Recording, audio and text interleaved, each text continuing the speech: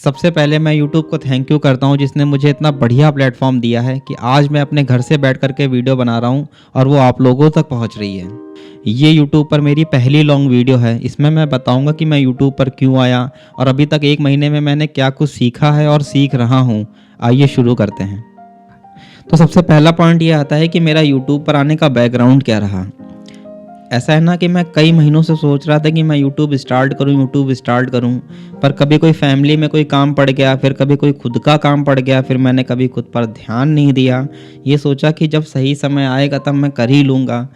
इस चक्कर में मैं डिले करता रहा। ये सोचा कि जब कोई परफेक्ट टाइम आएगा तब हो ही जाएगा। लेकिन मुझे एहसास हो गया कि यार कोई परफेक्ट टाइम नहीं आता है। मेरी जैसी लाइफ चल रही है, मुझे उसी में से टाइम को मैनेज करना पड़ेगा। और फिर जाकर के मैंने डिसाइड किया कि हाँ, मुझे यूट्यूब पर आना है। लेकिन जब मैंने यूट्यूब पर आने का जब सोच लिया, तब मेरे लिए सबसे बड़ा चैलेंज ये था कि मुझे अपना फेस दिखाना है कि नहीं दिखाना है। इस पर भी मैंने 2-3 दिन सोचा, तब मैंने डिसाइड किया कि हाँ, मैं अपना फेस दिखाऊंगा। और वो कहते हैं ना कि जब तुम चीज़ें पॉजिटिव सोचना शुरू कर दो तो चीज़ें भी तुम्हारे साथ पॉजिटिव होना शुरू हो जाती हैं। ठीक ऐसा ही मेरे साथ होता है कि मेरे कॉलेज में एक स्पीच कंपटीशन होता है।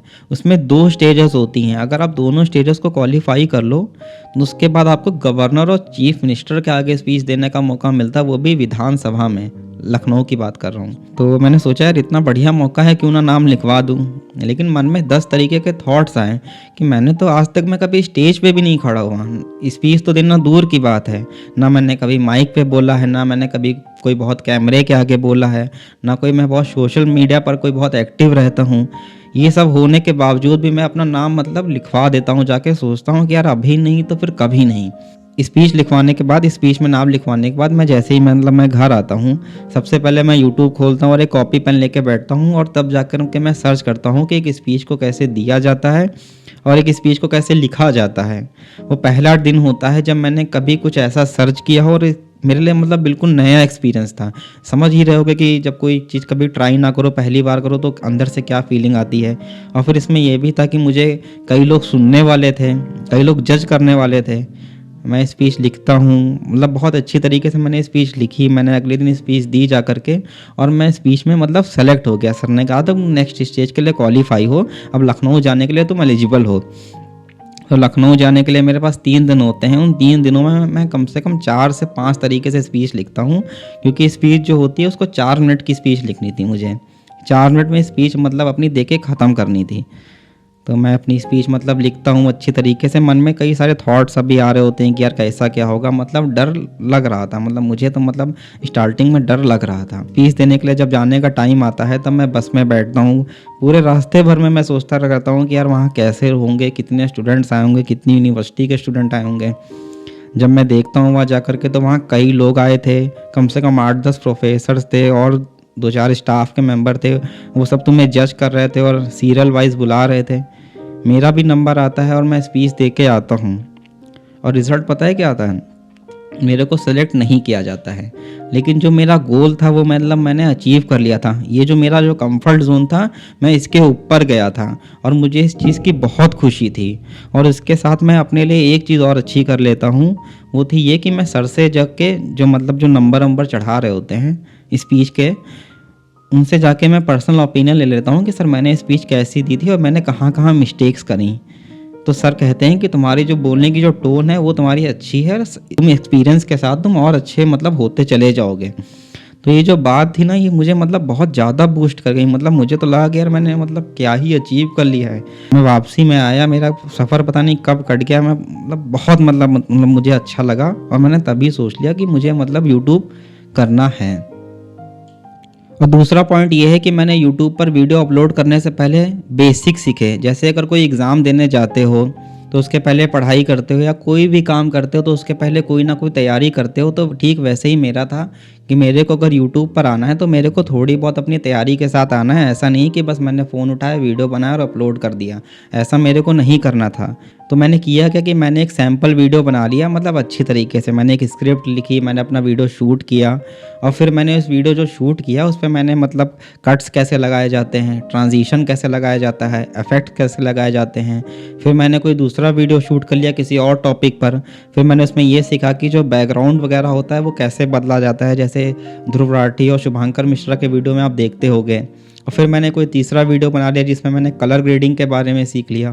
फिर मैंने कोई चौथा वीडियो बना लिया, उसमें मैंने सीख लिया कि जो माइक होता है, जो वॉइस होती है, इसकी कैसे क्या सेटिंग करी जाती है। ये सब चीज़ें मतलब मैंने सीख ली। और मैंने अपनी मतलब पुरानी गलतियों से ये सीखा था कि जो चीज़ें होती हैं मतलब वो हमेशा सफाई से करो, मतलब अच्छी तरीके से करोगे तो वो चीज़ बाद में भी तुमको ही आराम देंगी। जैसे ये था कि बता देता हूँ कि मैंने 3 तरीके से कॉपियाँ बना ली थी। जो मेरी पहली कॉपी थी वो थी ये सेटिंग की कॉपी। ये सेटिंग की कॉपी थी। इसमें ऐसा था कि मैं कोई भी वीडियो देखता था, मतलब जिस ऐप से मैं एडिट करता हूँ उसकी कोई भी सेटिंग देखता था तो वो इसमें नोट डाउन मैं अच्छे से मतलब मैं कर लेता था, ताकि मुझे बार बार भटकना ना पड़े। और फिर मैंने जो दूसरी कॉपी बनाई वो थी ये आइडियाज़ की कॉपी। इसमें होता यह है कि जैसे मैंने कोई आइडियाज़ देखा, मुझे समझ में आया कि मुझे इस चीज़ पर वीडियो बनाना है, तो मैंने उस आइडिया को बस एक बुलेट पॉइंट में नोट कर दिया कि हाँ मैंने इस पे सुरक्षित कर लिया कि इसमें लिख दिया है मैंने। और फिर जो मैंने तीसरी कॉपी बनाई वो थी ये वो स्क्रिप्ट वाली कॉपी। इसमें मैंने किया क्या कि जैसे मैंने कोई आइडिया पसंद किया, उस आइडिया के बारे में मैंने इस तीसरी कॉपी में मैंने अच्छे से लिखना शुरू कर दिया। इससे होता ये है ना कि जब आप कोई काम सफाई से करोगे तो आपका जो माइंड होता है वो भी मतलब आपका फ्रेश रहता है। और ये सिर्फ ऐसा नहीं है कि सिर्फ यूट्यूब के लिए है, ये आपकी प्रैक्टिकल लाइफ के लिए भी बहुत ज़रूरी है। अब आते हैं वीडियो के तीसरे पॉइंट पर। इसमें यह है कि मैंने अपने हर वीडियो को प्रैक्टिस सेशन माना। अगर आप मेरे चैनल पर जाके देखोगे तो ये सोचोगे अरे अभी तो सिर्फ 21 शॉर्ट्स हैं, लेकिन मेरे लिए 21 शॉर्ट अपलोड करना मतलब बहुत ही चैलेंजिंग था और बहुत ही कुछ सीखने वाला था। क्योंकि मैं नया क्रिएटर हूँ तो मुझे पता है कि मेरे को अपने आप को भी ऐसे चैलेंज देने थे जो मतलब प्रैक्टिकल हों। ऐसा चैलेंज नहीं देना था कि मतलब वो बाद में मुझे ही डिप्रेस फील कराने लगे। ऐसा नहीं था कि मैं पहले 100 वीडियो बना लूँगा उसके बाद अपना एक्सपीरियंस वीडियो डालूंगा। ऐसा मुझे नहीं करना था। मेरा था कि मेरे को 21 शॉर्ट में अपलोड करूँगा, उसके बाद मैं अपना वीडियो अपलोड करूँगा कि हाँ मेरे अब तक क्या सीखा है। तो ये चीज़ जो होगी उल्टा मुझे मोटिवेट करेगी, ना कि मुझे डिप्रेस करेगी।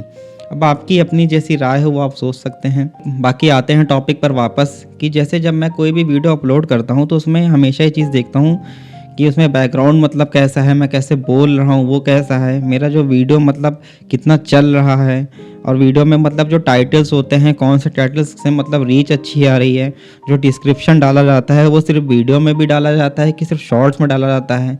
मैंने कई ऐसे भी शॉर्ट्स अपलोड किए हैं जिसमें कोई भी डिस्क्रिप्शन नहीं डाला है, कई ऐसे भी शॉर्ट्स अपलोड किए हैं जिसमें डिस्क्रिप्शन डाला है। मैंने पहले जो मैं वीडियो अपलोड कर रहा था उसमें टैग्स बहुत ज़्यादा डाले दे रहा था, ओवर टैगिंग कर रहा था, लेकिन मैंने फिर बाद में वो भी करना कम सीखा। तो ये सब जो चीज़ें होती हैं ये सब चीज़ें समय के साथ मतलब आती जाएंगी। अब जो चौथा पॉइंट आता है वो है ऑडियंस के फीडबैक की वैल्यू। ये मतलब आज भी हर कंटेंट क्रिएटर होगा वो आज भी इस चीज़ को एनालिसिस करता है कि उसके ऑडियंस उसके वीडियो पर किस तरीके से रिएक्ट कर रही है। ठीक उसी तरीके से जब भी मैं कोई वीडियो अपलोड करता हूँ तो मैं उसके बाद ये देखता हूँ कि ऑडियंस उस पर किस तरीके से इंगेज क्या कर रही है, एवरेज व्यू ड्यूरेशन क्या है। अगर ऑडियंस को कोई वीडियो नहीं समझ में आ रही है तो वो तुरंत उसको क्यों स्किप कर रही है। मैं सोच रहा हूँ कि हाँ मतलब मैंने उसमें क्या मुझे ऐसा करना चाहिए था जो मतलब अच्छा हो जाता, जो और मतलब बेटर हो जाता। अगर आप मेरे चैनल पर गए होगे तो देखा होगा कि पहले मैंने सिर्फ फैक्ट्स वाले वीडियो बनाए, फिर फैक्ट्स प्लस मोटिवेशनल बनाए, फिर सिर्फ मोटिवेशनल बनाए, फिर करंट अफेयर वाले मैंने मतलब वीडियो बना लिए। तो मेरे पास एक डाटा हो गया है कि मतलब मैं उसमें देख सकता हूँ कि ऑडियंस किस टाइप के वीडियो मतलब ज़्यादा पसंद कर रही है। क्योंकि ऐसा होता है ना कि मैं नया कंटेंट क्रिएटर हूँ तो मुझे पता है कि मेरे पास लाइक्स और कमेंट का अभी उतना डाटा नहीं होगा। तो मेरे पास जो चीज़ें हैं मुझे उसी में से मैनेज करके मुझे उसमें से समझना पड़ेगा कि हाँ मतलब ऑडियंस को क्या अभी समझ में आ रहा है। अब जो पांचवा पॉइंट आता है वो ये है कि कॉन्फिडेंस को कैसे बिल्ड करना है। जो कॉन्फिडेंस होता है वो कभी एक दिन में कभी नहीं आता है, लेकिन एक दिन ज़रूर आता है। अगर तुम कोई काम कर रहे हो तो तुम्हें उस पर लगातार मेहनत करनी होगी। तुम ऐसा नहीं कर सकते हो कि तुमने एक दिन मेहनत करी फिर तुम 4 दिन बैठ के आराम कर रहे हो। जैसे मैं ही हूँ, मेरे को वीडियो अपलोड करने हैं तो मैंने अपने वीडियो में को बहुत जल्दी अपलोड किया है, तभी मैं मतलब चीज़ों को सीख पाया हूँ। ऐसा नहीं है कि मैंने आज एक वीडियो अपलोड कर दिया है और 10-12 दिन बाद मैं सोच रहा हूँ कि यार बहुत दिन हो गए हैं, चलो एक वीडियो अपलोड कर देता हूँ। ऐसे कुछ नहीं होता। मैं जहाँ का था मैं वहीं का वहीं रह जाता। जैसे मैं नया क्रिएटर हूँ, मेरे मन में कई कई आइडियाज़ आते हैं, मैं इस तरीके से बोलूँगा, मैं इस तरीके से बातों को प्रेजेंट करूँगा, लेकिन मुझे पता है कि अभी उस तरीके से चीज़ें स्टार्टिंग में नहीं हो पाती हैं। जैसे मेरे सामने स्क्रिप्ट लिखी है, कुछ लोग होता है कि मतलब उनको स्क्रिप्ट याद हो जाती है, पढ़ लेते हैं, लेकिन मेरे को थोड़ी थोड़ी स्क्रिप्ट जैसे मैंने यहाँ रख रखी है तो मेरे को देखनी पड़ती है। तो जब मैं देखता हूँ तो मेरा जो एक्सप्रेशन होता है वो टूट जाता है। लेकिन मुझे खुद पर बिलीव है कि हाँ, मतलब ये चीज़ें जो होती हैं वो एक्सपीरियंस के साथ आ जाएंगी।